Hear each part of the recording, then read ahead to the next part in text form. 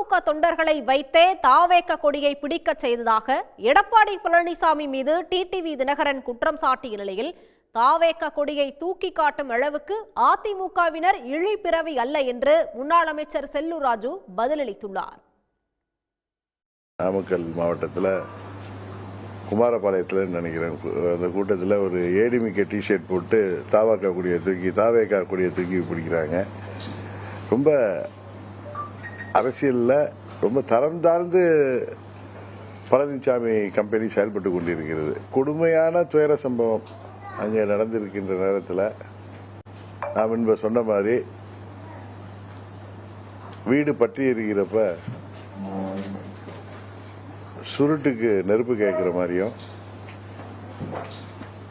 ஆடு நினைதுன்னு ஓனாய் கண்ணீர் விடுற மாதிரியும் பழனிசாமி செயல்படுறது அது எல்லா அரசியல் கட்சிகளுக்குமே ஒரு தர்ம சங்கடத்தையும் தலைக்குணவையும் ஏற்படுத்து. அந்த கொடியை ஒரு அதிமுக தொண்டர் கையில் கொடுத்து 2 கொடி ஒரு கூட்டத்தில் பிடிச்சி வச்சிருக்காங்க.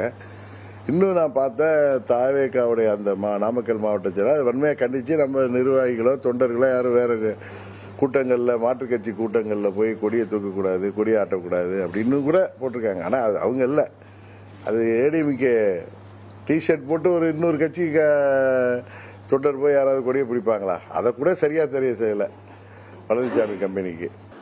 அதிமுக தொண்டன், புரட்சி தலைவர் அம்மாவுடைய தொண்டன் எவனாவது அடுத்த கட்சி கொடியை தூக்குனா வரலாறு உண்டா?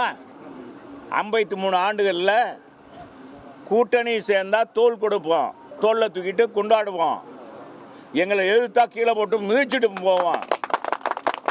இது அதிமுக வரலாறு, அதிமுக தொண்டனுடைய வரலாறு. எங்கள் தலைவர்கள் சாமிண்டா சாமி, சாணிடா அப்படின்னா சாணி. இதுதான் எங்கள் அதிமுக வரலாறு. அதிமுகக்கான அந்த மாதிரி இழிபிறவி இல்லை. அடுத்த கட்சி கொடி அதுக்காக அடுத்த கட்சியை மதிக்கலைன்னு இல்லை, எந்த கட்சியும் மதிக்கலைன்னு இல்லை. அது மாதிரி ஒரு ஈனப்பிறவி நாங்கள் இல்லை. உடனுக்குடன் செய்திகளை தெரிந்து கொள்ள சன் நியூஸ் பெல் ஐகானை கிளிக் பண்ணுங்க.